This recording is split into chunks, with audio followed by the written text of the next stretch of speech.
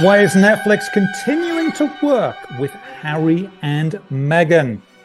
It's a good question. Welcome to Constable Confidential. I'm Simon Constable, and joining us today is Lee Cohen. He's a contributor to Fox News, The Daily Telegraph, and The Spectator in the UK, as well as other distinguished publications. He joins us now. He is an expert on the royal family, and he's going to explain what's going on there. Welcome to your debut on Constable Confidential, Lee. Delighted to be with you, sir. So you have followed what Harry and Meghan have been doing for the last few years, and we know that they haven't really had a major success in their broadcasting efforts, including Spotify and Netflix, and yet Netflix is continuing to work with them. What is going on there? So what I suspected is, and I imagine you're talking about the remarks last week of the CEO of Netflix saying that they were going to forge ahead with the Sussexes. And what I believe it is, Simon, is that love them or hate them, people tune in to the Sussexes. And while many are saying in Britain, why do we have yet another story on them? In the United States, anyway, and I suspect in Britain too, they do drive viewership and readership, and they elicit extreme responses. And what that means is lots of clicks. So whilst you or I might not love their behavior or what they have to say or the damage that they've inflicted, people are interested in them. Well, I've spent some time in the broadcast world, and I know one thing about putting on a show is that the importance is in making the guests and other things not about the hosts, right? That's what makes it really interesting. If Harry was interviewing some people who had been maimed in war, who had lost limbs, and he asked them their stories, that would be very interesting. Make it about the soldiers he served with, who may have, lost an arm or a leg or eyesight or whatever. That would be very interesting. I saw none of that in what I've seen. Now, I may have missed something, and if I have, then I'm obviously, bit behind the eight ball a little bit, but I really have no evidence of seeing that at all. I've also heard that one of the hosts was not actually doing the interviews, but rather just having them pasted in afterwards, but basically reading from a cue card. Now, that doesn't seem very good either, because you can't get the connection with your guest either. And I've done a lot of interviewing, as you know, and getting a connection with the guest is very important. The guest has to trust you. And if it's just spliced in, it's difficult to know what's going on. What are your thoughts on that? Well, there's so much to react to what you've said, and I think you put your finger on it. You're an outstanding. I've seen you in action, actually live in studio with some very esteemed guests, and the success that you have is forming a trusted relationship, and asking questions that stimulate and motivate the response. And I know what you're referring to is that Meghan Markle is reported to have done exactly what you just said, to not have done the interviews live, but to have had them spliced in. Now, what, Simon, does this make you think of? To me, this immediately makes me think of the furore with the Princess of Wales now, where a picture was manipulated. That's the same kind of manipulation, although I think manipulating a picture is something we all do. But manipulating an interview like that is something that only someone who's not skilled at all in the craft of interviewing. So one wonders, why is this person engaging at it at all? And we know the answer because of her name and her fame. But that's not good enough. You have to have qualifications. You have to have substantive issues. You can't just simply be given questions by a producer. You have to inject yourself in order to be as successful as you have in your interviewing career. You also have to follow the conversation, which is very, very important. Otherwise, it looks stilted and sounds stilted. So they're continuing to do that, and obviously continue to cause a bit of trouble with the remainder of the royal family. Now, you've written a piece, an interesting piece, about Prince Edward. Now, not a lot of people in America are going to know who Prince Edward is, but he's the youngest son of Queen Elizabeth and Prince Philip, both sadly passed away now. He's not really been in too much of a scandal. He did join the Royal Marines in the 80s, didn't last long, left. It wasn't really for him. And, as what we know about him, that makes a lot of sense. And, the Royal Marines isn't for everybody. It's a savage unit, and that's what protects part of Britain, which is very good. What were you writing about him? I've read it, but I want you to explain. So you're right. And that was certainly sort of early in his adult career as a member of the royal family in the spotlight. But since then, the point is that Prince Edward, as you say, the youngest child of the late Queen and the late Duke of Edinburgh, the youngest sibling of the current king. And Prince Edward was last year, almost a year ago to this day, named to the title of his late father, the former Duke of Edinburgh, Prince Philip.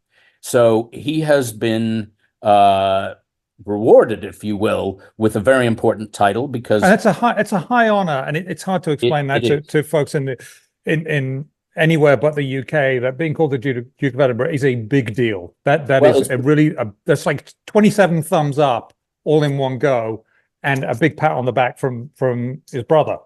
Indeed, and particularly because this is not a title that passes hereditarily. It has to be appointed. So his brother, the king, actually chose him for this title, and his father, Prince Philip, who held the title before him, was considered to be a national treasure. So as you say, that's why the gift of this title holds quite a lot of respect, because of who held it before. And at a time, Simon, when there are deep concerns that the royal family, the bench of the working royals, is very slim because of health issues with the Princess of Wales, health issues with the King, with Prince Andrew, who's been taken out of service because of some scandals, and with the Duke and Duchess of Sussex, whose appalling behavior has removed them, and of course the fact that they wished to step away from royal life. So this leaves very few people that can carry out the shared responsibilities of the royal family. And Prince Edward has done, he's risen to the occasion and done extremely well. He's represented the family and the institution of monarchy extremely well.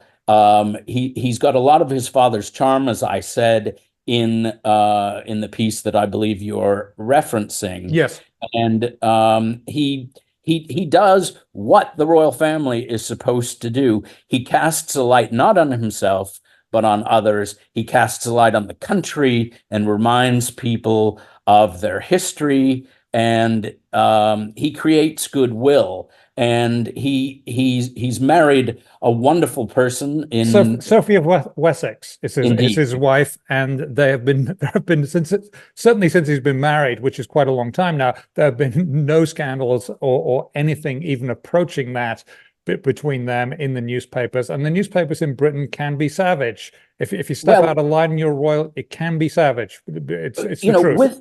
With respect, early on in their marriage, there were a few scandals actually. In that, I missed them.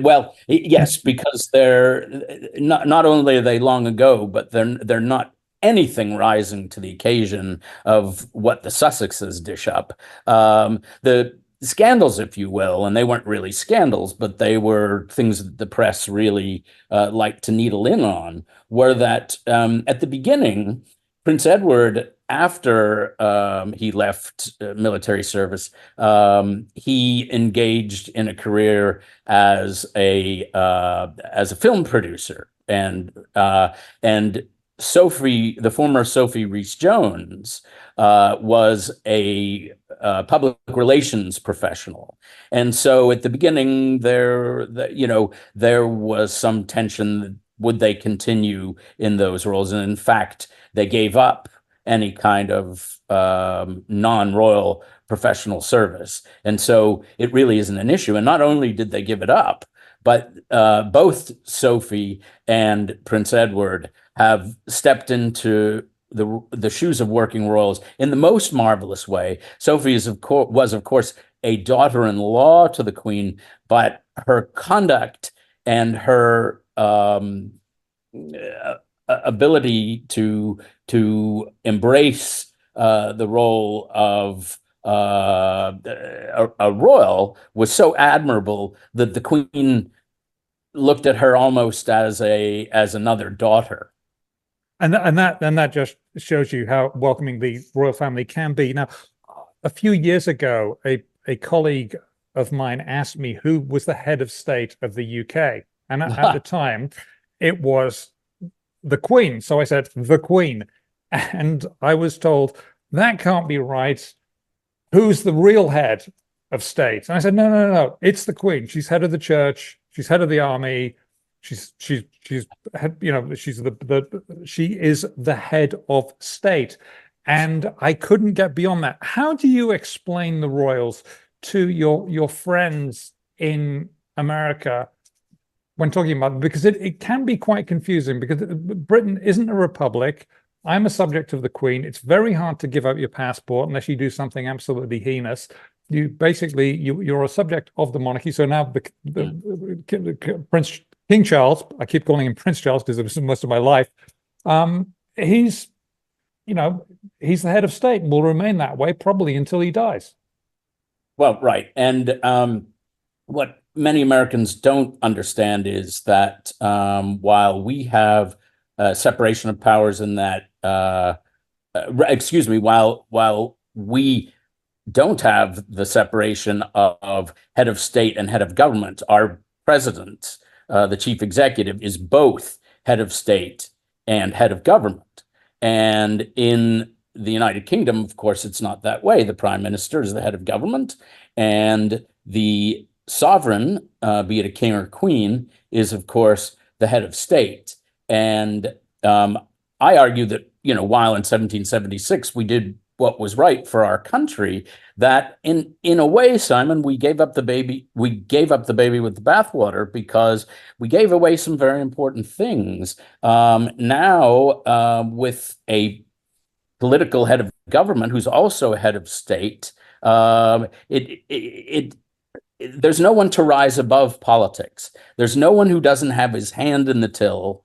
There's no one in America in government that doesn't have to do fundraising. There's no one that can look with a completely sort of benign and long-term view as a sovereign can. Now, in the best hands, a good king or queen is a magnificent asset for a country, as was Queen Elizabeth. And I believe that King Charles, to his credit, in his first year, before he really before he was suffering any health challenges, he really rose to the occasion marvelously and steadied the ship at a time when many were concerned for the future of the monarchy, with a queen that for most people was the sovereign and the monarch for their whole lifetime.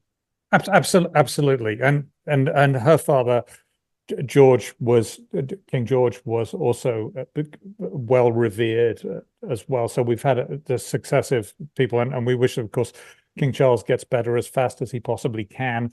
It'd be nice to be able to see him out on Horse Guards Parade, perhaps on on top of a horse for the trooping of the color. Let's move on to some other things that you follow. One of the things that I was really distressed at during the Brexit election, the referendum, whatever you want to call it, President Obama said that if the Brits chose to leave the European Union, they would be, and that includes me, of course, will be back of the queue for a trade deal. Now, I think that really comes up to interfering with a foreign election. But that aside, it seems that President Biden has continued that policy of keeping Britain at the back of the queue, even though it is a very large economy. It is larger than California's economy, and people forget that, and people wouldn't ever think of putting California last. They probably want to put it first. Anyway, what's your thought? Well, my goodness, Biden and his boss before him were among the most anti-British presidents in the history of our country, or at least in recent history. Not including George Washington, shall we right. say? Shall we say the most anti-British modern presidents? Okay. With Biden, it's just been a catastrophe. The toll that his presidency has taken on a special relationship. It began just as Obama's did, symbolically, with the removal of President Trump had put a bust of Churchill in the Oval Office, and that had been there before Obama got there. Obama removed it, and then Trump put it back. And then Biden removed it yet once again, perhaps setting a tone for the anti-British nature of his presidency. But then then moving to substance on so many levels, Simon, Biden has been catastrophic for the special relationship and anti-British. Firstly, in his neglect of our most important fighting partner, the United Kingdom, during the chaotic and deadly withdrawal that Biden brought about during the Afghanistan situation. In fact, from my understanding is that the British troops weren't really informed that this was going to happen, and when they were out there, which seems to be really quite shameful. If you're working with an ally and you're retreating, whatever you want to call it, giving up, surrendering, then you ought to tell your allies that that's what you're doing. But Simon, this isn't just any ally. This is our most trusted fighting partner who have fought side by side with us in almost every war of the last century, and our most important intelligence partner with whom we share very classified and strategic information. And to treat the United Kingdom like that is absolutely disgraceful. I read that post this Afghanistan withdrawal, that Biden was denounced in Parliament like no U.S. president has ever been denounced. I heard also that he didn't even return Boris Johnson's calls. There was a great delay after the withdrawal where he didn't even return the government head of our most trusted and staunchest military fighting partner. Now, that is just, it beggars belief. Thank you very much, Lee Cohen, who's a contributor to Fox News, the Daily Telegraph in the UK, and the Spectator, the UK edition of that fantastic magazine, and also a contributor to GB News in the UK and other distinguished publications and broadcasts. We really appreciate it. Thank you very much, Lee Cohen, for your debut on Constable Confidential. I'm Simon Constable, and that's it.